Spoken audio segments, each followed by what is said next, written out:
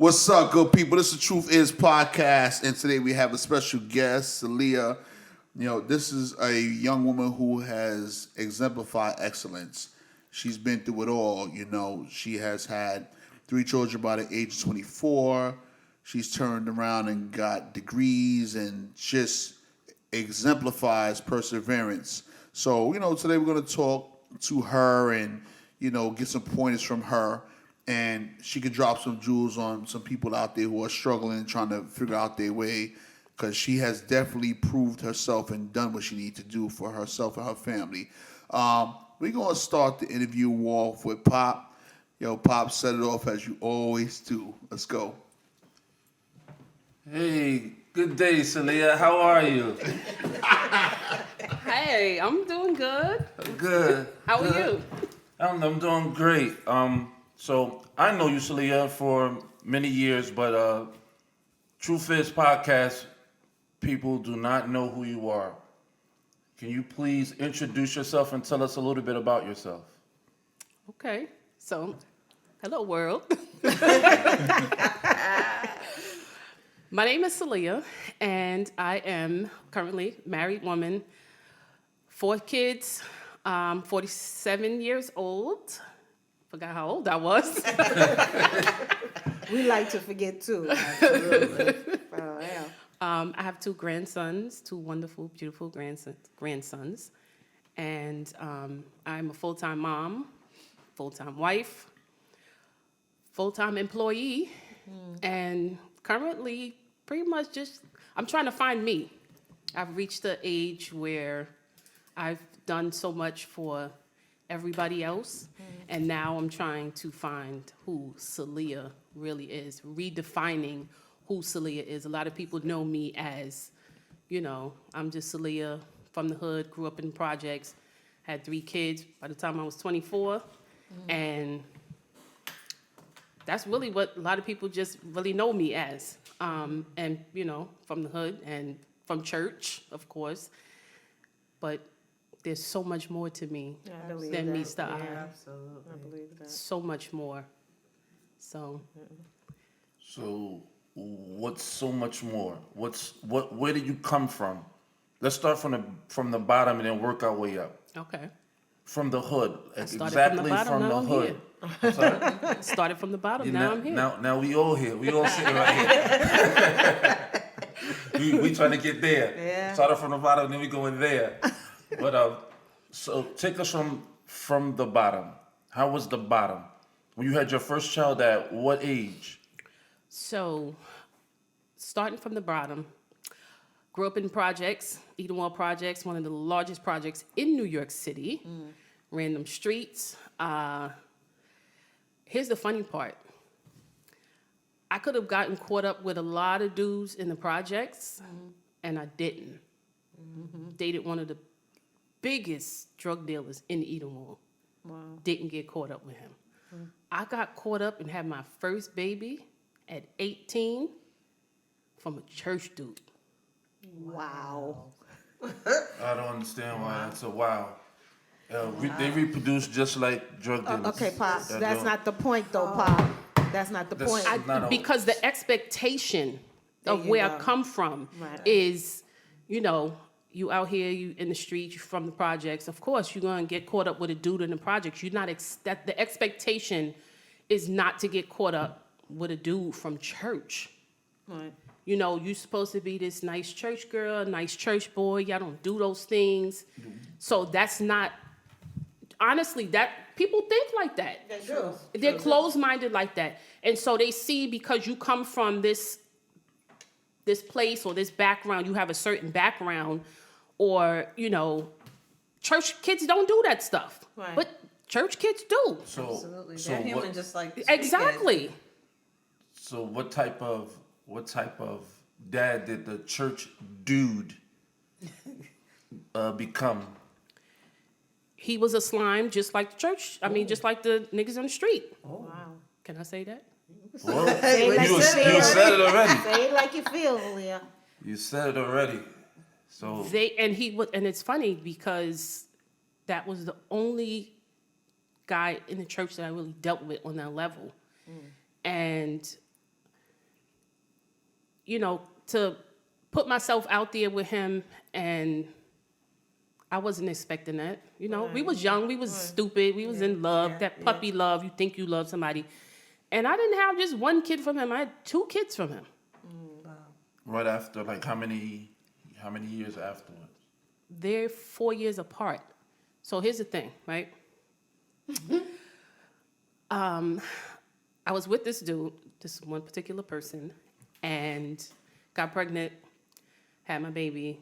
We broke up. He did what he wanted to do. He went to jail. He was running the streets. He got caught up. Church dude. The church dude, yes. I think he wasn't a church dude. I think he was a dude that went to church.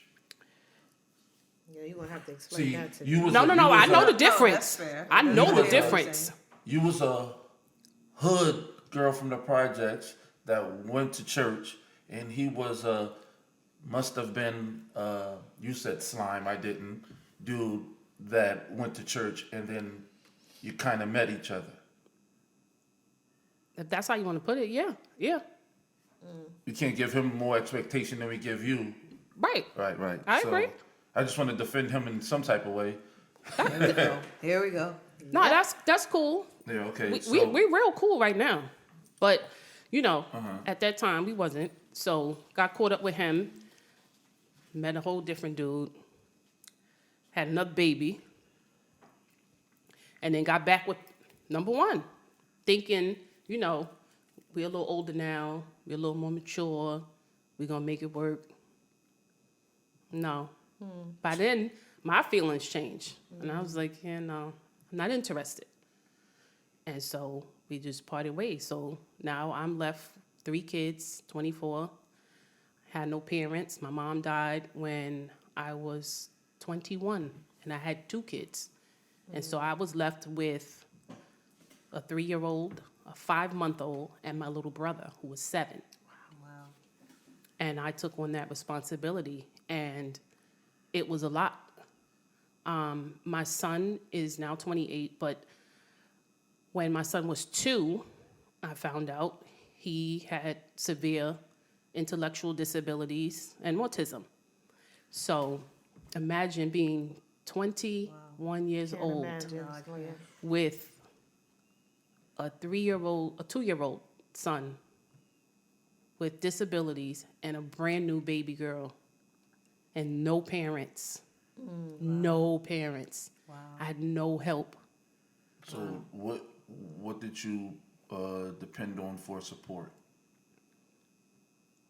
God, Wait, myself, I had nobody to depend on. I had nobody to lean on. Wow. When I needed a babysitter, when I needed a break, I had nobody to lean on. I don't want to say a childhood. I didn't have a normal life as a young adult. Right. I had to grow up fast. I didn't have a job. When my mom died, I didn't have a job. Actually, the day she died, I had a job interview for a real job working at a law firm, Sullivan and Cromwell. I'll never forget. I went to the job interview. My mother was like, go. And I was like, no, because I could tell she was taking her last breaths. And she was like, no, go to the interview. And I never got to tell my mom I got the job. Wow. And so now I'm left with 2 kids. I didn't know how to pay the rent.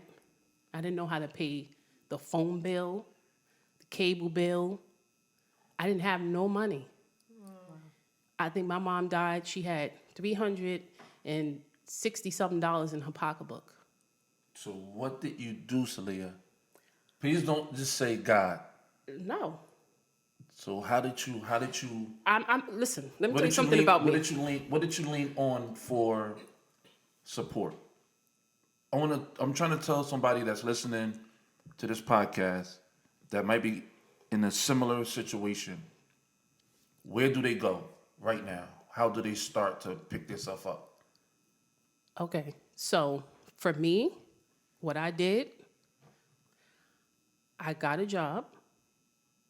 I had to go to social services, and I applied for childcare. I got childcare assistance, I got Medicaid, and I got me some food stamps. I like food stamps. Okay. I wish I had some right now. Hello. And so I did that. I was able to get a childcare voucher, and that's how I was able to work. You know, a lot of people have a lot of pride when it comes to things like that. But when your hands are tied and you don't have anything else and you don't have anybody else, you have to use the resources that are there. Absolutely. You have to put your pride aside. Absolutely. When you have kids to feed, all bets are off. You have to do what you need to do to survive. When my mom closed her eyes, I went into survival mode. I didn't know how to do anything. I didn't know how to cook. I did not know how to cook. When my mom got sick, I started learning. Somebody's mother, I'm not gonna say any names, we all know, was teaching me how to cook. My kid's grandmother, their father's mother, would call me on the phone. They lived down south, and she would walk me through how to make food. Wow. I will never forget. She taught me how to make smothered pork chops over the phone. Wow. I didn't know how to do anything. I didn't know how to go food shopping. But I had 2 kids. Yeah. It's crazy, right? Yeah. When I think about it, what was on my mind? I was out of my mind. Yeah. But I had kids that they didn't ask to be here, and I had to take care of them. I had to feed them. So I went into survival mode. I got a job. I did what I had to do. It didn't always work out that way. I had horrible childcare. And at one point, I quit my job because I picked up my kids one day. Now, this is by this time, I have 3 kids. And I think Ivy might have been 2. She was still in Pampers. I went to pick up my kids from the babysitter. And the babysitter's mother-in-law had my babies plus 2 other kids. I'll never forget it. It was it was in the summer, and it was a thunderstorm, real bad thunderstorm. It was pitch black outside. And she had the kids lined up in these little plastic chairs, and she had a sheet tied from them, from the first child to the last child. In the dark, in the house, with the lights off, but she had the TV on. Imagine walking in on that and see your kids are tied down with a sheet. Wow. I never went back to work again that day that was 2001. I didn't go back to work until 2005. Wow. I stayed home until my baby was, I think, in 3rd grade. And she was able to walk home from school by herself. Well, you can't do that no more. But back then, when she was able to walk home from school, that's when I went back to work. I sacrificed for 4 years because I kept hitting roadblock after roadblock with childcare. So it wasn't easy. So when did you choose school? So in 2001, January 2001, I was like, you know what? I want to make my mom proud. I want to get my degree. Because in my first year of college, that's when I was pregnant with my son. And I had him a month before the semester was supposed to end. And so I dropped out. Nobody told me how to withdraw properly. So I just didn't go back. And then when I tried to go back, they were like, you can't come back. And so I just gave up on school. But then one day I was just like, I want to make my mom proud. I want to go back to school. I want to get my degree. And I did. I enrolled at the College of New Rochelle. And that was rough because I hadn't been in school for so long. And I was taking classes during the day when I wasn't working. So while the kids were at school, I was in school too. But then once I went back to work, I was taking night classes. Left the kids home alone. Caught an ACS case behind that. Wow. I caught an ACS case. It was the last day of class, and I was like, I need to turn in my papers. And I was like, I didn't want to, have the kids get dressed and doing all. I'm just like, I'm going to run and take a cab. I'm going to tell the cab to wait outside for me. I'm going to drop the papers at the front desk. I'm going to get back in the cab. I'm going home. Just that quick. Wow. Somebody called ACS on me. And I caught a case. Wow, wow, You have any other word? wow. No. Besides like, wow? I'm amazed. Any other word? Any other word would come in there. Any other word? Amazed. Yeah, she's. Ooh. Shut up, Poppy. Wow, wow, wow. Everybody hates you. Everybody. What about God? Yeah, God hates you too. Everybody, the world hates you. So you got the ACS I case. caught an ACS case. They investigated me. That was not fun to have somebody come in and potentially take away the only thing you have. All I had was my kids. All my kids had was me. So for somebody to violate me in that manner, that was painful. Of course. I don't know any other word Do you have any idea who called? Absolutely. Okay. To protect them, I won't say. Yeah. Oh no. But no. I have this person. I have to. Okay. But I was cleared of all charges, Okay, good.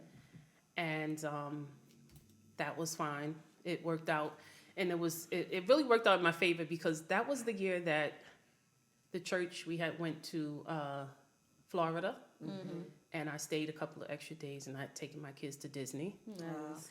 And so when the social worker was looking for me, I was like, I'm in Disney with my kids. And she was like, wow, you're such a great mother. Right. Absolutely. Right. I was like, thank you. Because, even when she came into my apartment, she was like, can we come in? I said, sure. And she looked around and she said, oh. I said, it's not what you were expecting, was it? Wow. She said, no. I said, yeah, I know. They told you otherwise. She went in the kids' bedrooms. My girls had Barbie, black Barbie, everything. She was like, this bedroom is the cutest bedroom I've ever seen. Your apartment is so nice. Wow. Yeah.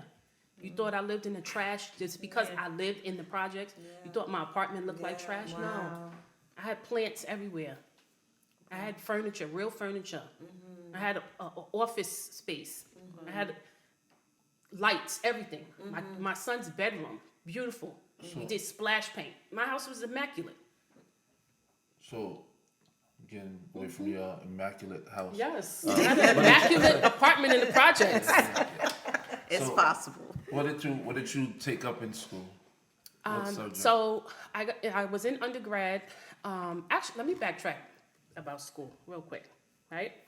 So after I broke up with my kid's dad, I had met my current husband, and we were dating, and we broke up, and I had my aha moment. I don't know how many of you have ever been to a point in your life where you're like, what have I done with my life?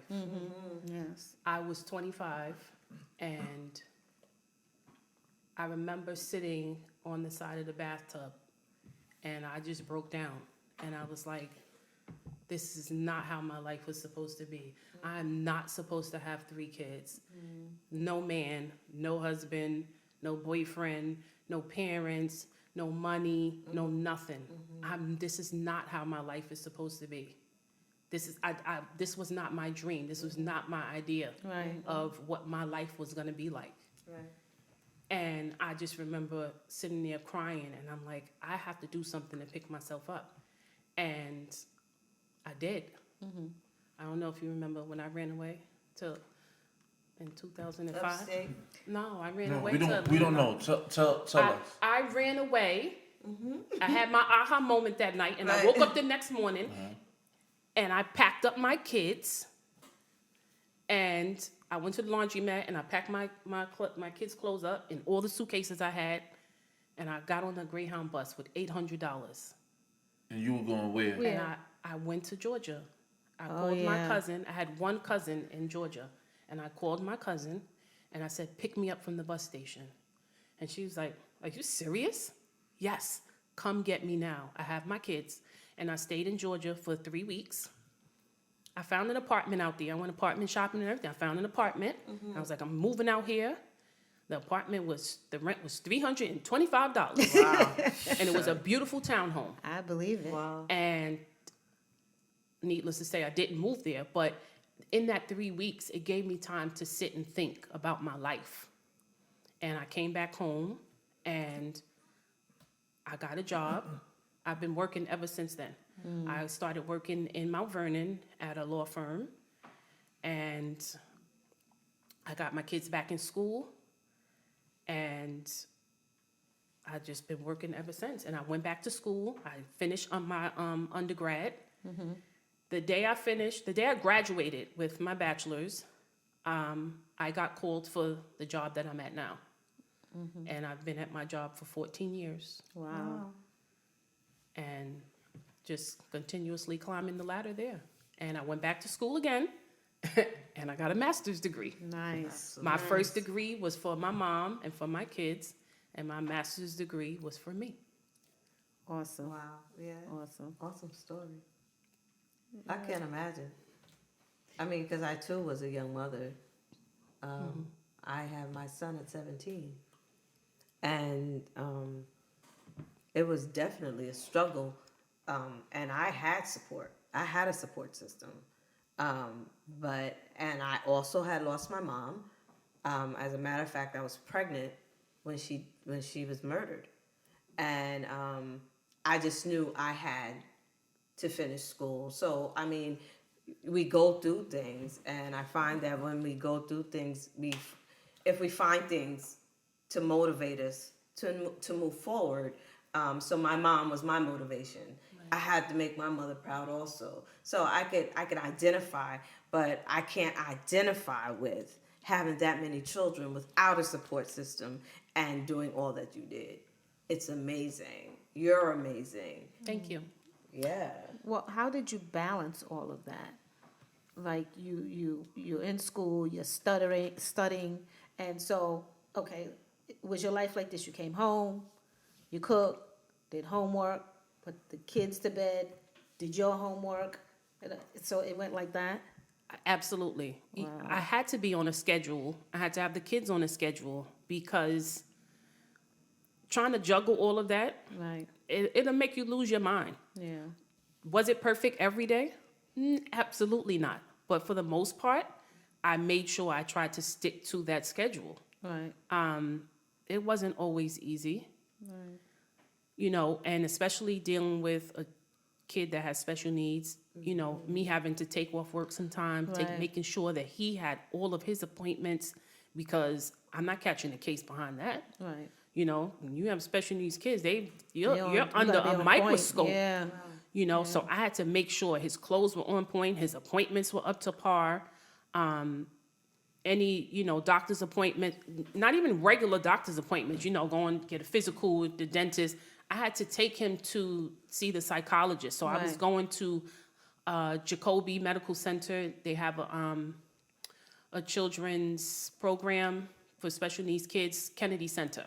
So going to those appointments, you know, I had to keep up with those. Yeah. So it was a lot. I had to sacrifice a lot of my time. There was no hanging out, I was running gonna the ask streets you about anymore. that, about dating and stuff like that. Was there any I kind of did- social life? Not really.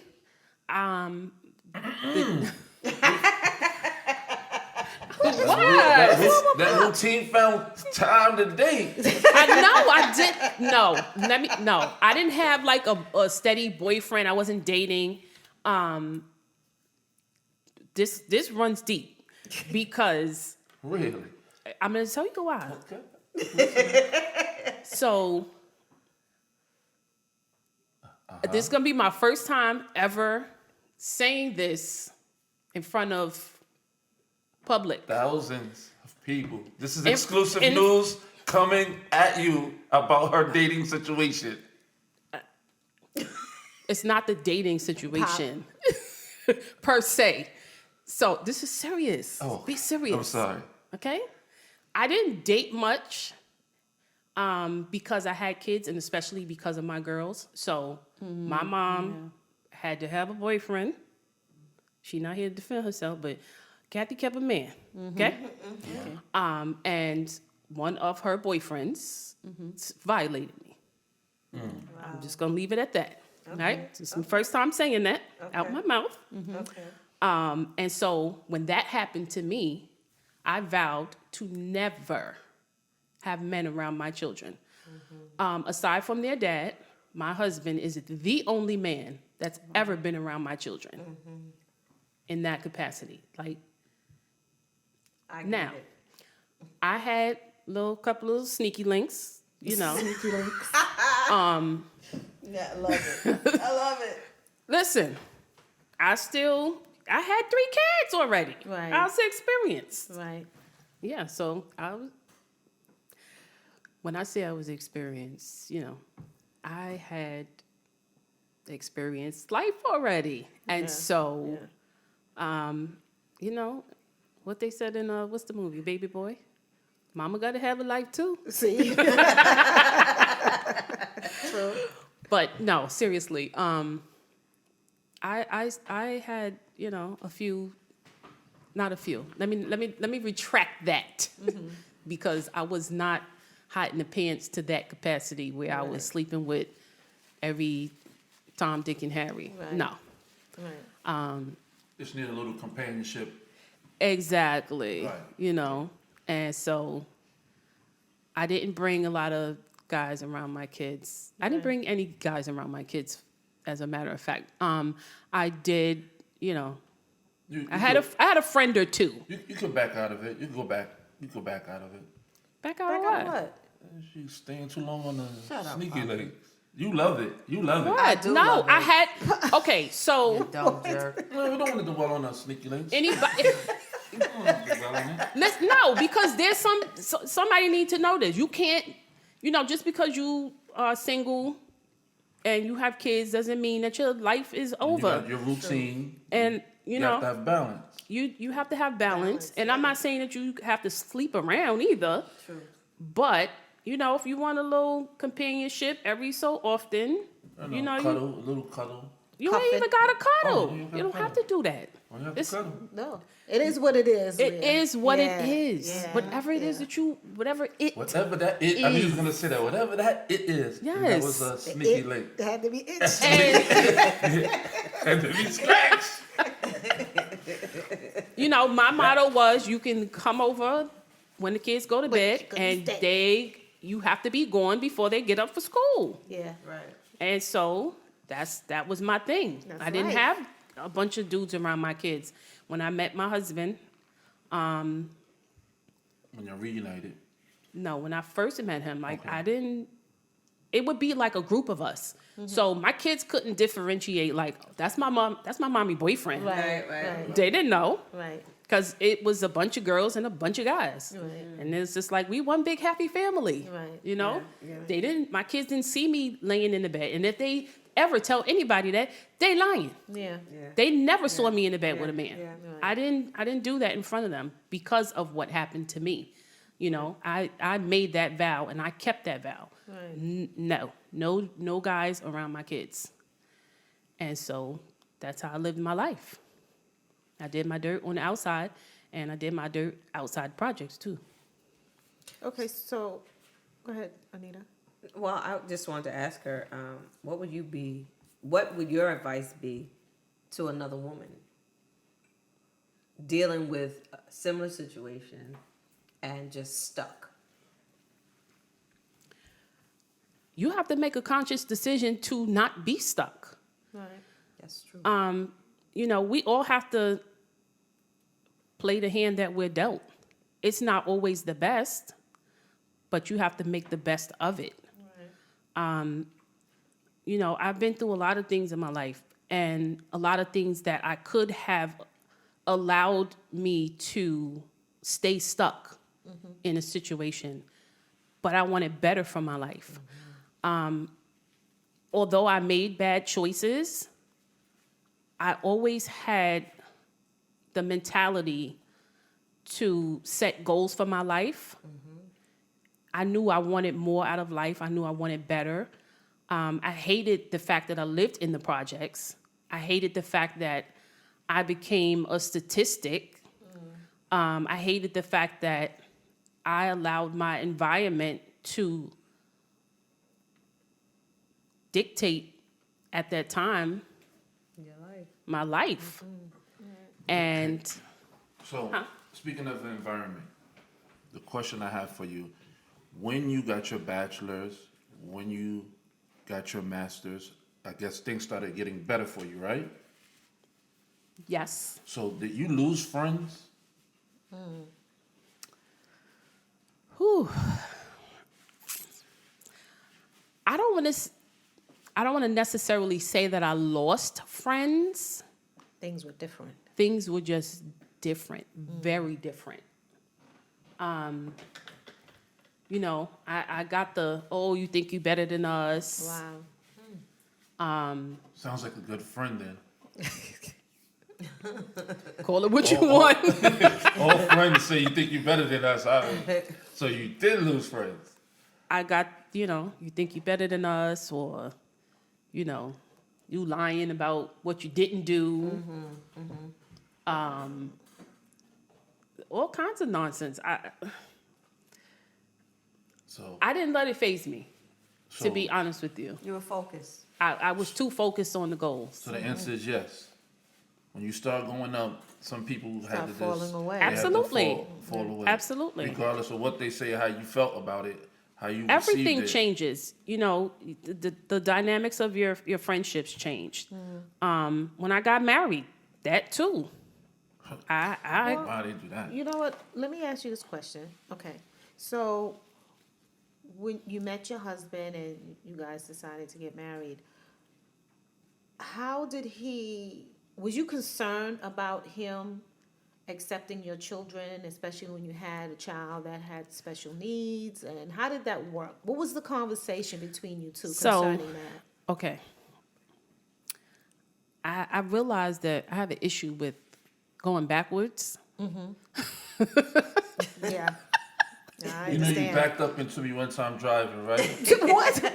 When she He's first gonna started driving, tell she this backed. story forever. I know she has a problem with Oh my backing up. gosh. She backed her car right into me. He is And I telling was a whole. following her. I I don't was even know what he's following her. talking about. Pop, like, So I know she has a problem Let's with focus. I don't even know what he's Sorry. talking about. Traumatized about that. She said she doesn't like the backup. I said I have a problem with going backwards. Yes. I don't know what you're vehicles, talking in about. Vehicles and in life. You're a jerk.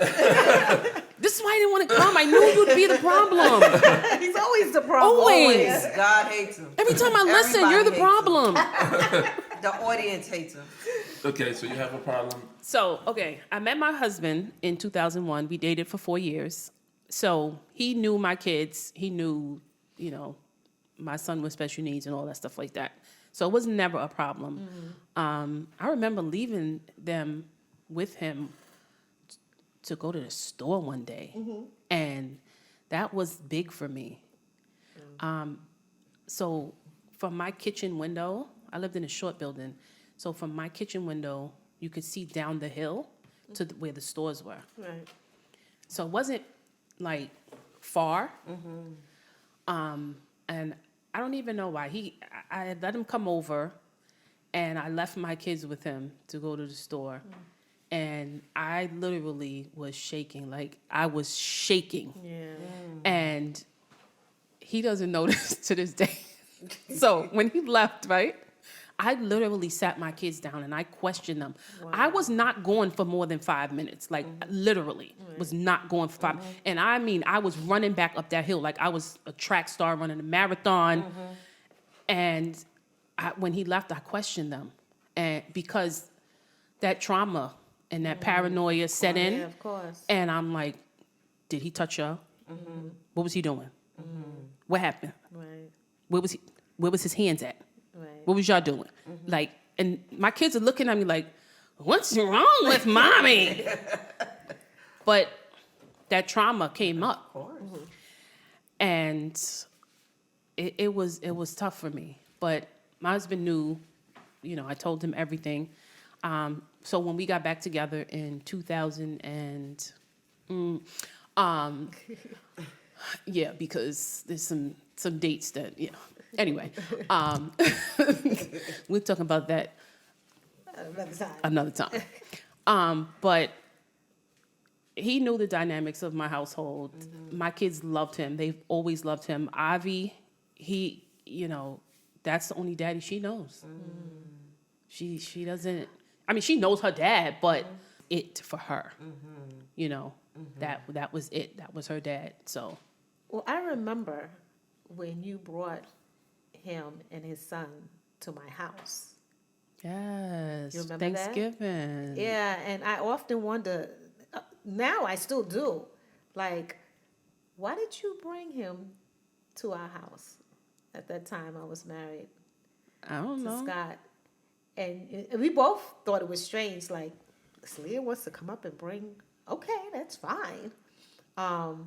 So it was at that point where you was like sure about him that this Definitely. was it. Yeah. Yeah. Okay. Yeah.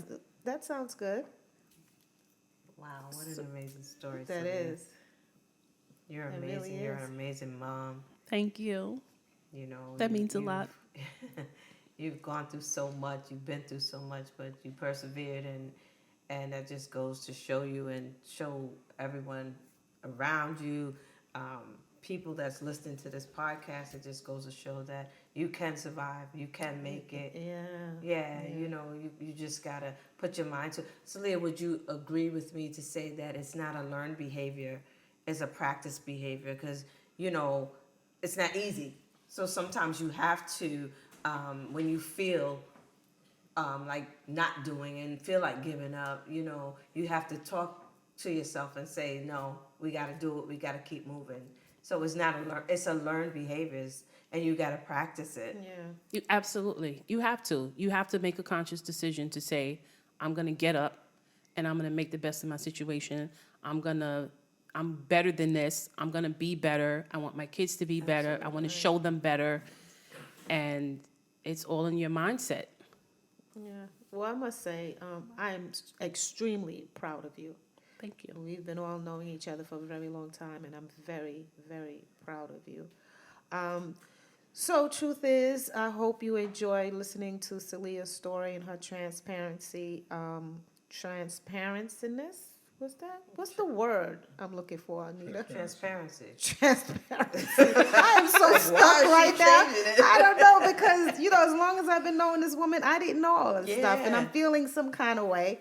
But thank you so much. Truth is, if you have any questions for Celia or would like to hear more from her, you can email us at truthiz1311@gmail.com. Again, truthiz1311@gmail.com. And I also have a personal ministry and life coaching business. And if there's anybody out there that needs advice, any coaching, any resources, you can also email me at iCanNurturers@gmail.com. ICANNURTERERS@gmail.com. That is my personal ministry. It's called I Can, Individually Cultivating and Nurturing Lives. I provide resources. I'm launching out, doing outreach to help those that are in need. People like myself, ordinary people, young women that need services, that need help, that need assistance with anything. If you just need somebody to talk to, you can email me if you have questions. If there's anything else that you want to know, how I did this, how I did that, you can certainly reach out to me. Email me at iCanNurturers@gmail.com.